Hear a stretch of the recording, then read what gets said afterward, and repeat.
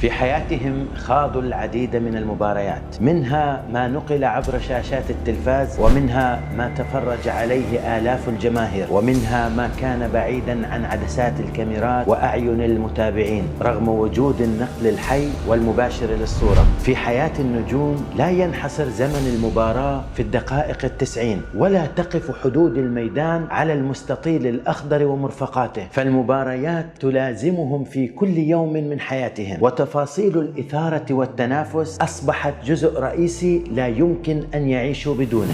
في هذا العمل سنطوف بكم حول تفاصيل قصص مثيرة عاش تفاصيلها كل عناصر اللعبة، ولن يقتصر سرد الروايات على اللاعبين وكبار النجوم، فسننبش ذاكرة الجميع ونمر على حكاوي الجماهير، ونتغلغل في دكات التبديل حيث يتواجد المدربون، وسنقف في دائرة المنتصف حيث يتواجد الحكام، ونقتحم مكاتب المسؤولين لنعرف ما يدور بعيدا عن الأعين، ونجلس بجانب الإعلاميين ونقف أمام الشاشات. مثلما يسخر عالم كرة القدم بالأهداف والبطاقات الحمراء والصفراء، فهو أيضا مليء بالقصص والروايات المثيرة، والتي لا يعرف تفاصيلها معظم المتابعين، ويجهلون حيثياتها لغياب كاميرات التلفزيون عن توثيقها. القصص كثيرة والروايات متعددة، فمئات الحلقات لن تكفي في رصد أحداث قيمة عاشتها الجماهير دون معرفة